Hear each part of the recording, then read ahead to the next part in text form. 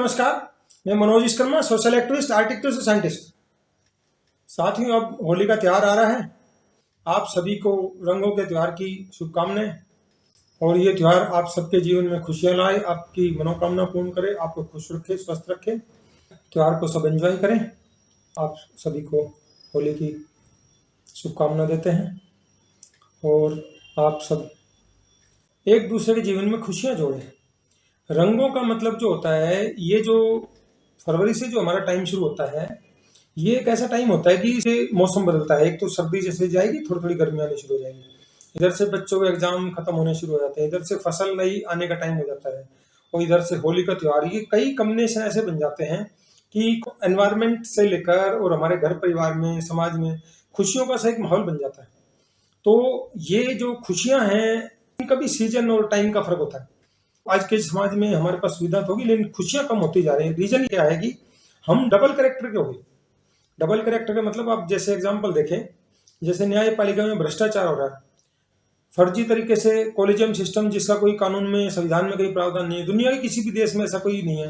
लेकिन क्या है कि उस कानून को, संविधान के नियमों को ताक पर रखकर इन्होंने कॉलेजियम सिस्टम से अपने लोगों को जज बनाने का तरीका निकाल लिया। उससे कोई एग्जाम नहीं होता, इनको कितनी सारी फैसिलिटी मिलती है, पैसा मिलता है, और 1 नंबर 2 नंबर बहुत कुछ होता है।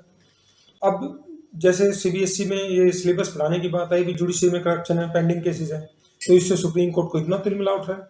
और जो जज जो ज्ञान दे रहे हैं, वो खुद करप्शन में डूबे हैं। अब सूर्यकांत का भी अभी एक बंदे ने, जब ये हाई कोर्ट में था, जब वहां पर किसी कैदी ने जेल से पिटीशन डाली थी कि भैया इसने ऐसे ऐसे जमानत के मामलों में 8 मामलों में पैसे लिए हैं। एक बिल्डर का भी आरोप था। अब जब इस चीफ जस्टिस बनाने की बात आई सुप्रीम कोर्ट में, तो बार एसोसिएशन ने कंप्लेंट डाली थी इसके खिलाफ भी। ये तो इस तरह का बंदा है, और उस बंदे को सुप्रीम कोर्ट का सीजेआई बना देता। तो सोचो, जो बंदा गलत करेक्टर का होगा, अगर उसके हाथ में ताकत आएगी तो वैसे ही काम करेंगे। और न्यायपालिका में तो ऐसा बहुत पहले से होता है। ऐसे ही आप समाज में देख लो, समाज के लेवल पे भी हो यार। लोग अब देख ला कि चारों तरफ हमारे इधर ये खाटू श्याम का मेला भरता है होली के टाइम पे, बहुत बड़ा मेला। तो क्या होता है, 15-20 दिन पहले से ही लोगों का आवागमन शुरू हो जाता है। बहुत मतलब काफी लोग जाते हैं, हुजूम सा निकलता है। ट्रेनों में तो इतनी भीड़ होती है।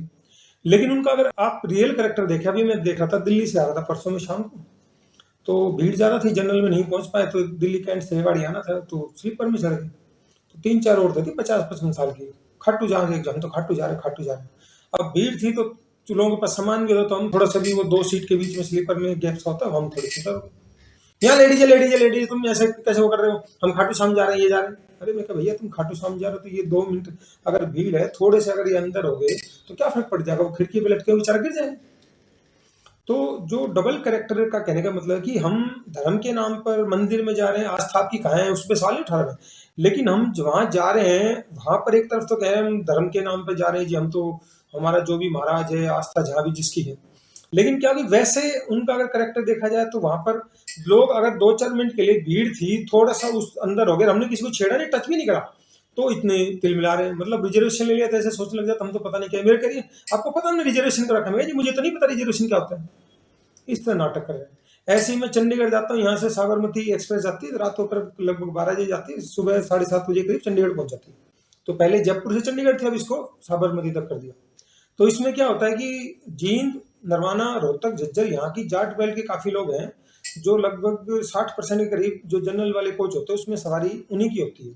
तो बालाजी जाते हैं, महेंद्रपुर बालाजी, यहाँ से बांदी कुई उतरेंगे, बांदी कुई से आगे वहाँ बस वगैरह चलती हैं, तो ये यहाँ से काफी लोग जाते हैं। तो मैंने देखा हट्टे कट्टे लोग, मतलब हट्टे कट्टे अच्छे भले, कोई बीमार हो, वैसे मजबूर हो, विकलांग हो, तो समझ में आता है। सीटों को घेर के पड़ जाएंगे, सो जाएंगे, मतलब उनको कब्जा करने की आदत जो होती है ना, मानसिकता।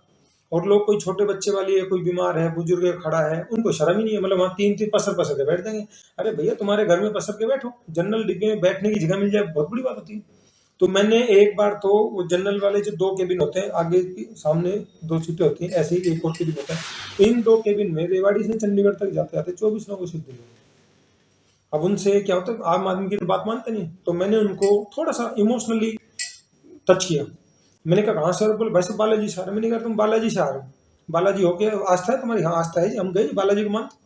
तो मैं कहा वहां गए, अभी तुम घर पहुंचे भी हो और तुम 3-3 बैठे हो, यहाँ पसर के बैठे हो, और ये लोग खड़े हैं, मतलब ये इंसान नहीं है?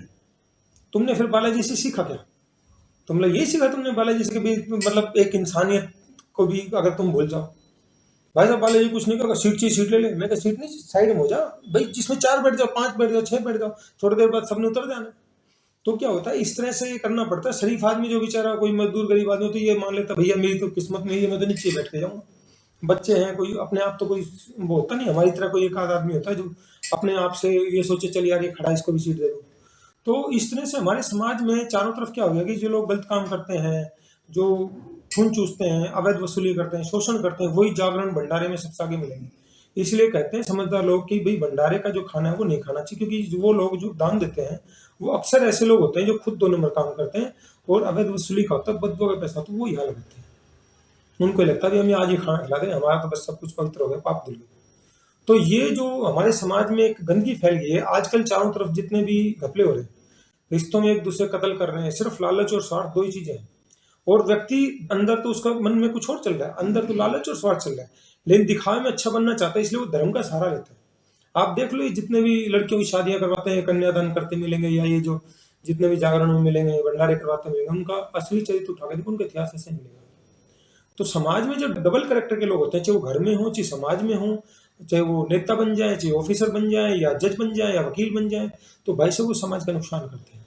अगर आप अच्छे हैं तो आपके संपर्क में जो भी लोग आएंगे, आप दुख सुख में ईमानदारी से काम आते हैं। कई बार हो सकता है आपकी मजबूरी, आप काम ना पाए, तो ईमानदारी से काम आते हैं, सामने वाले के भी मन में भी रेस्पेक्ट रहता है, अरे अच्छा बंदा है, कभी दुख सुख में होगा तो काम आया। क्योंकि आज के दिन अच्छे लोग तो कम बचे हैं, तो दुख सुख में आप अगर किसी के ईमानदारी से काम आ रहे हैं, तो आपको ड्रामा करने की जरूरत ही नहीं है।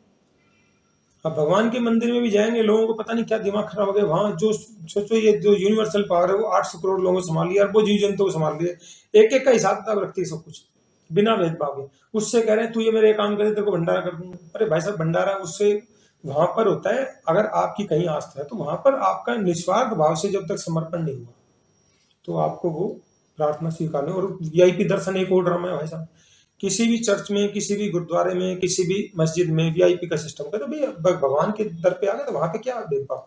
अब यहाँ खुश हैं, मैं तो वीआईपी दर्शन करके हमने सेटिंग करी, भाई साहब उसको सेटिंग है 2 मिनट में वीआईपी दर्शन करे आ गए। अरे भाई साहब, वो जो आप जो लाइन में खड़े थे उनको बाईपास करके आप जा रहे हो, तो भाई साहब वो सब कुछ समझती हो सकती है, वो इतनी बेवकूफ नहीं है आप जैसे सोच रहे हो। ठीक है, आपका तुक्का चल रहा है, कभी कुछ अच्छा किया था, लेकिन जो आप कर रहे हो ये गलत परंपरा है। सोचो आप भगवान के घर में ही ऐसे करो तो आप रियल लाइफ में क्या करोगे। साथियों, आपको हमारा वीडियो अच्छा लगता है, इसको लाइक करें, कमेंट करें, सब्सक्राइब करें। आपको हमारे वीडियो में कोई भी कमी लगती है, इंप्रूवमेंट लगता है, सजेशन लगता है, आप हमें कमेंट सेक्शन में जाकर जरूर बताएं, ताकि भविष्य में जो भी जानकारी लेकर आए आपको बेहतर से बेहतर जानकारी दे सके। धन्यवाद, जय हिंद।